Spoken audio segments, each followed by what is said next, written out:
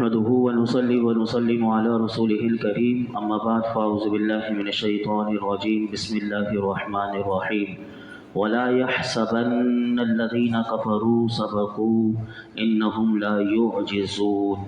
और हरगिज़ काफिर ये ख़याल न करें कि वो हाथ से निकल गए हैं, बेशक वो अल्लाह को आजिज़ नहीं कर सकते। यहाँ पर इस आयत में अल्लाह रब्बुल आलमीन ने इरशाद फरमाया कि जो कुफ़ार जंग बदर से भाग कर कत्ल और कैद से बच गए और मुसलमानों के हाथ से निकल गए, लेकिन उनको पैगाम दिया गया कि वो अपने आप को हमारी कुदरत और पकड़ से बाहर ना समझें, हम हर तरह पकड़ने पर कादिर हैं। इस आयत में उलमा फरमाते हैं उन लोगों के लिए बड़ी इबरत है कि जो मुसीबत और कोई आफत आने की सूरत में तो अल्लाह रब्बुल आलमीन की बारगाह में बड़ी तौबा करते हैं और सारी ज़िंदगी ऐसी तौबा करते हैं कि वो अज़्म करते हैं कि हम गुनाहों से दूर रहने और इताअत व फरमाबरदारी में मसरूफ़ रहने का अहद करते हैं। लेकिन जब वो बीमारी उनसे दूर हो जाती है और वो तंदुरुस्त हो जाते हैं और मुसीबत आफत से निकल आते हैं तो उनके दोबारा वही पुराने लक्षण शुरू हो जाते हैं। उन्हें भी ये आयत पैगाम दे रही है, हम सबको ये पैगाम दे रही है कि हम सबको ये याद रखना चाहिए कि अल्लाह तबारक व तआला की कुदरत और पकड़ से किसी सूरत कोई भी बाहर नहीं निकल सकता, क्योंकि अल्लाह तबारक व तआला हर हाल में हर तरह से अपने बंदों को चाहे तो वो पकड़ने पर कादिर है। और मुसलमान तो कम से कम ऐसा यकीन नहीं रखता, लेकिन हम जब देखते हैं तो अमल के मामले में हमारी हालत बेहतर नज़र नहीं आती। तो हम सबको इस कुरान की इस आयत को पेश नज़र रखना चाहिए कि जो हमें ढील मिली हुई है, हमारी पकड़ नहीं होती, लेकिन जब वो पकड़ हो जाती है तो फिर बंदा बहुत रोता है और इधर उधर हाथ पांव मांगता है। लेकिन फिर भी उस रब्बे करीम का करम देखिए कि जब सच्चे दिल से अगर वो तौबा कर ले, अल्लाह अपने बंदों को फिर भी माफ़ कर देता है, फिर भी उस पर करम की बारिश कर देता है। आगे इरशाद फरमाया व अअद्दू लहुम मस्तताअतुम मिन कुव्वतिन व मिन रिबातिल खैरि तुरहिबून बिही अदुव्वल्लाहि व अदुव्वकुम व आखरीन मिन दूनिहिम ला तअलमूनहु अल्लाहु यअलमुहु व मा तुनफिकू मिन शैइन फी सबीलिल्लाहि युवफ़्फ़ा इलैकुम व अंतुम ला तुस्लमून। और उनके लिए जितनी कुव्वत हो सके तैयार रखो और जितने घोड़े बांध सको, ताकि उस तैयारी के ज़रिए तुम अल्लाह के दुश्मनों और अपने दुश्मनों को और जो उनके अलावा हैं उन्हें डराओ।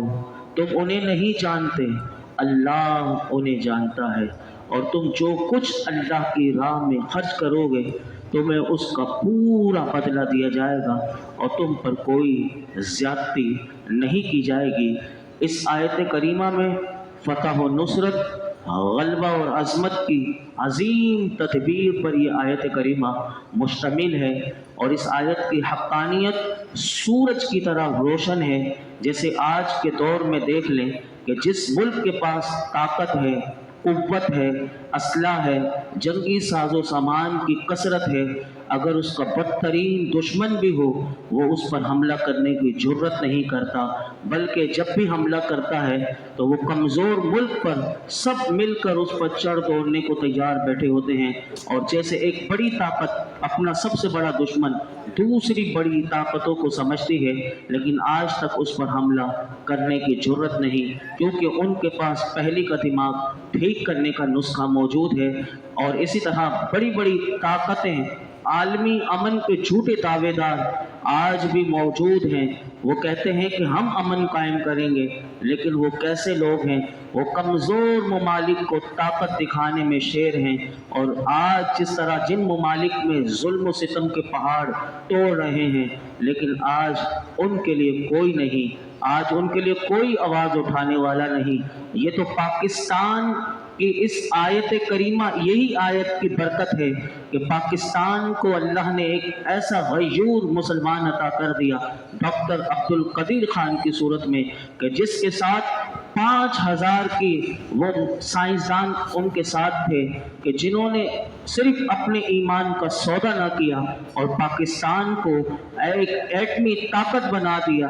اسی لیے آج پاکستان پر کوئی بھی کھلم کھلا حملے کی جسارت نہیں کر سکتا، کیونکہ وہ جانتا ہے کہ پاکستان ایک ایٹمی طاقت ہے۔ پاکستان کے پاس کچھ بھی نہیں تھا، لیکن اللہ نے اسے شعر پیدا کیے۔ یہ قرآن سمجھنے کی برکت ہے۔ ایسے یہ قرآن کی اس آیت سے سائنسدان پیدا ہوئے اور پاکستان کو ایک اتنا مضبوط اللہ رب العالمین نے بنا دیا۔ اگر علماء فرماتے ہیں مسلمان اس آیت پر عمل کر لیں تو کیا مجال ہے کہ دنیا کی کوئی طاقت بھی کسی بھی مسلمان کسی بھی ملک میں رہتا ہو اس کو تکلیف پہنچا دے۔ تو یہاں سے یہ پتہ چلا۔ اور اس آیت میں علماء فرماتے ہیں قوت جو اللہ نے کہا وَأَعِدُّوا لَهُم مَّا اسْتَطَعْتُمْ کہ تم سے جتنی ہو سکے قوت تیار رکھو، اس سے کیا مراد ہے؟ تو فرمایا کہ اسلحے اور آلات کی وہ تمام اقسام جن کے ذریعے دشمن سے جنگ کرنے کے درمیان قوت حاصل ہو، مسلمانوں کو اللہ نے پیغام دیا وہ تیار رکھو۔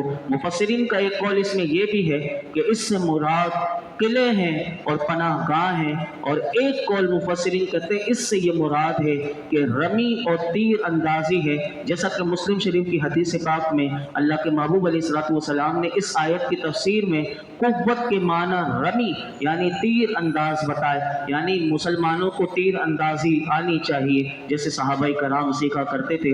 اور علماء یہ بھی کہتے ہیں فی زمانہ اب تیر اندازی کا دور نہیں، تو اس میں یہ آیت میں یہ ہے کہ میزائل تیار رکھو، یعنی دشمن کے لیے ہر وقت اپنے میزائل کو تیار رکھو کہ تمہاری طرف آنکھ اٹھا کر دیکھے تو اپنے میزائل کا رخ اس کی طرف رکھ دو تاکہ وہ میلی آنکھ سے کسی مسلمان کو دیکھ نہ سکے۔ اور علماء کہتے ہیں اس سے 3 باتیں اس آیت سے اور معلوم ہوئی۔ نمبر پہلی بات کہ جہاد کی تیاری عبادت ہے، یعنی جو جہاد کی تیاری میں رہتا ہے فرمایا وہ عبادت میں رہتا ہے، اور جہاد کی طرح حسب موقع تیاری بھی فرض ہے، جیسے نماز کے لیے وضو ضروری ہے۔ دوسری بات علماء فرماتے ہیں اس آیت میں عبادت کے اسباب جمع کرنا یہ بھی عبادت ہے، اور گناہ کے اسباب جمع کرنا یہ گناہ ہے۔ جیسے اگر کسی پر حج فرض ہو تو اس کے لیے سفر کرنا فرض ہے، اور چوری کے لیے سفر کرنا یہ حرام ہے۔ یہ بھی اس آیت سے پتہ چلا۔ تیسری بات علماء فرماتے ہیں اس سے یہ بھی پتہ چلا کہ کافروں کو ڈرانا، دھمکانا، اپنی قوت دکھانا، اپنی بہادری کی باتیں کرنا یہ سب جائز ہے۔ اس کی وجہ کیا ہے؟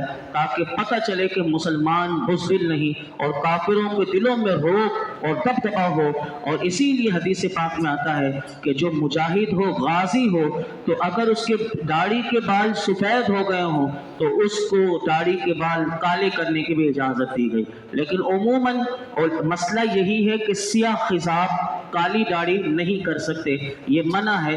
لیکن اگر مجاہد ہے، میدان جہاد میں ہے، کافروں کو دکھانے کے لیے کہ میں بوڑھا نہیں ہو گیا، میں ابھی بھی اللہ کا شیر ہوں اور میں دین کے لیے رسول اللہ کا سپاہی ہوں، تو فرمایا کہ اس کی داڑھی اگر سفید بھی ہو تو وہ اپنی داڑھی کو خضاب بھی کر سکتا ہے۔ آگے ارشاد فرمایا اسی آیت میں ایک اور بات بھی آئی کہ جو ان کے علاوہ ہیں، اس سے کیا مراد ہے؟ تو اس کے بارے میں مفسرین فرماتے ہیں اس سے مراد بنو قریظہ کے یہودی ہیں، اور ایک قول اس میں یہ آیا کہ اس سے مراد فارس کے مجوسی ہیں، اور ایک قول یہ ہے کہ منافقین ہیں، کیونکہ اللہ نے اسی آیت میں فرمایا لا تعلمونہ تم انہیں نہیں جانتے، کیونکہ وہ تمہارے ساتھ ہیں، اپنی زبانوں سے لا الہ الا اللہ کہتے ہیں، اللہ انہیں جانتا ہے کہ وہ منافق ہیں۔ تو ایسے لوگوں کی بھی پہچان اللہ نے کروا دی۔ اور امام حسن بصری رحمۃ اللہ علیہ فرماتے ہیں کہ یہ جو اللہ نے فرمایا جو ان کے علاوہ ہے، اس سے مراد کافر جنات ہیں۔ آگے ارشاد فرمایا وَإِن جَنَحُوا لِلسَّلْمِ فَاجْنَحْ لَهَا وَتَوَكَّلْ عَلَى اللَّهِ إِنَّهُ هُوَ السَّمِيعُ الْعَلِيمُ اگر وہ صلح کی طرف مائل ہوں تو تم بھی مائل ہو جاؤ اور اللہ پر بھروسہ رکھو، بے شک وہی سننے جاننے والا ہے۔ پہلے جنگ کا بتایا کہ جنگ کے لیے تیار رہو، اب فرمایا کہ اپنے مومن بندوں کو دشمنوں کے مقابلے میں قوت کی تیاری اور انہیں خوف زدہ رکھنے کا سامان کا حکم دیا۔ یہ تو تیار ہو گئے، اب سامنے سے دشمن خوف زدہ ہو گیا اور وہ چاہتا ہے کہ صلح ہو جائے، ہم جنگ نہ کریں۔ قرآن نے اگلا اصول بتا دیا کہ اگر وہ صلح کی طرف مائل ہوں، صلح کی تم سے درخواست کریں، جنگ نہ کرنا چاہیں، تو فرمایا کہ ان کی صلح قبول کر لو۔ صلح کے لیے 3 علماء نے مسائل رکھے، کافروں سے کس صورت میں، 3 صورتوں میں مسئلہ یاد رکھیے گا۔ اس میں علماء نے پہلا مسئلہ یہ لکھا کہ اگر صلح مسلمانوں کے حق میں بہتر ہو اور تو صلح کرنا جائز ہے، اگر کچھ مال لے کر یا دے کر اگر صلح ہو رہی ہو تو صلح کر لی جائے گی کافروں سے۔ اگر مصلحت یہ ہو کہ صلح توڑ دی جائے، صلح تو کر لی، تو فرمایا کہ پہلے تم اصول یاد رکھنا، صلح توڑنے سے پہلے تم انہیں اطلاع دینا، اور اطلاع دینے کے بعد بھی فوراً جنگ نہ کرنا، بلکہ ان کافروں کو اتنی مہلت دینا کہ ان کے جو کافر بادشاہ جو ہیں وہ اپنے تمام ممالک میں اپنی خبر پہنچا دے کہ ہم سے جو صلح ہوئی تھی وہ صلح توڑ دی گئی۔ فرمایا ایک اصول تو یہ یاد رکھنا، ایک مسئلہ، اگر معین مدت اگر نہ کی گئی ہو تو فرمایا کہ پھر تو کوئی اطلاع دینے کی بھی ضرورت نہیں، ڈائریکٹ صلح توڑ دی جائے گی۔ اگر تم نے معین مدت کی تھی تو پھر یہی اصول یاد رکھنا پڑے گا کہ انہیں موقع دینا پڑے گا اور بتانا پڑے گا۔ 2 باتیں اور بتائیں کہ مشرک سے معاہدہ اگر کیا جائے تو وہ مشرکین عرب میں سے نہ ہو، کیونکہ ان سے صرف اسلام قبول کیا جائے گا یا جنگ کی جائے گی، تیسرا آپشن صلح کا ان کے لیے نہیں ہے۔ اسی طرح جو اسلام قبول کر کے مرتد ہو جائے تو اس کے لیے بھی ایک ہی اصول ہے، یا تو اسلام قبول کر دوبارہ یا اس سے جنگ کی جائے گی۔ یہ اصول علماء نے اس آیت کے تحت لکھ دیے۔ آگے ارشاد فرمایا وَإِن يَخْدَعُوكَ فَإِنَّ حَسْبَكَ اللَّهُ هُوَ الَّذِي أَيَّدَكَ بِنَصْرِهِ وَبِالْمُؤْمِنِينَ۔ اے حبیب اگر وہ تمہیں دھوکہ دینا چاہیں گے تو بے شک اللہ تمہیں کافی ہے، وہی ہے جس نے اپنی مدد اور مسلمانوں کے ذریعے تمہاری تائید فرمائی۔ اس آیت میں اللہ نے اپنے محبوب کو بتایا کہ محبوب اگر یہ کافر دھوکہ دینے کے لیے تم سے صلح کی پیشکش کریں گے تو یاد رکھنا محبوب تمہیں اللہ ان کے فریب سے بچا لے گا اور کسی بھی طریقے سے تمہیں خبر دے دے گا۔ اور اسی آیت میں فرمایا کہ اللہ نے تمہاری مدد فرمائی، اپنی مدد اور مسلمانوں کے ذریعے تمہاری تائید فرمائی۔ تو بدر میں اللہ کی مدد فرشتوں کے ذریعے آئی، اور مسلمانوں کے ذریعے کیسے آئی؟ تو مہاجرین اور انصار کے ذریعے حضور کی اللہ نے مدد فرمائی۔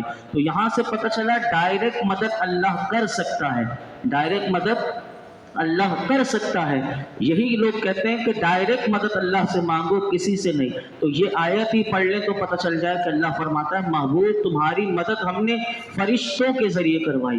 اللہ چاہتا تو خود ہی ڈائریکٹ مدد کر دیتا، لیکن 5000 فرشتے بدر میں اتار کر بتا دیا کہ اللہ کی مدد جو ہوتی ہے وہ ظاہری اسباب کے ساتھ بھی ہوتی ہے اور ظاہری اسباب سے ہٹ کر بھی ہوتی ہے۔ تو یہ اللہ کی مدد ہے، اور نیک بندوں کے ذریعے بھی اللہ کی مدد ہوتی ہے۔ آگے ارشاد فرمایا وَأَلَّفَ بَيْنَ قُلُوبِهِمْ لَوْ أَنفَقْتَ مَا فِي الْأَرْضِ جَمِيعًا مَا أَلَّفْتَ بَيْنَ قُلُوبِهِمْ وَلَكِنَّ اللَّهَ أَلَّفَ بَيْنَهُمْ إِنَّهُ عَزِيزٌ حَكِيمٌ۔ اور اس نے مسلمانوں کے دلوں میں الفت پیدا کر دی۔ اگر تم زمین میں جو کچھ ہے سب خرچ کر دیتے تب بھی ان کے دلوں میں الفت پیدا نہ کر سکتے تھے، لیکن اللہ نے ان کے دلوں کو ملا دیا، بے شک وہ غالب حکمت والا ہے۔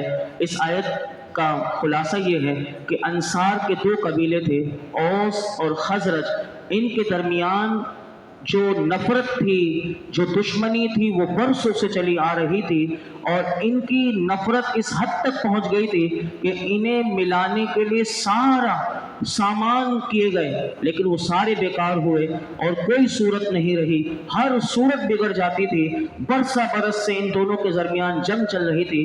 اس آیت میں فرمایا کہ کبھی بھی وہ 2 دل مل نہ سکتے تھے، لیکن جب میرے آقا کی آمد ہوئی مدینہ منورہ میں تو میرے آقا نے اپنا اعلان نبوت فرمایا اور اللہ نے اپنے محبوب کو مبعوث فرمایا کہ عرب کے لوگ آپ پر ایمان لائے اور حضور کی اتباع کی۔ حضور کی اتباع کی برکت قرآن نے کہا کہ یہ ملی انہیں کہ اللہ نے ان کے دلوں میں محبت پیدا کر دی۔ تو پتہ چلا کہ ان کی جو دیرینہ عداوتیں تھیں وہ محبت سے بدل گئی، ان کی کین ایمانی محبت سے بدل گئی۔ یہ میرے آقا کا روشن معجزہ تھا۔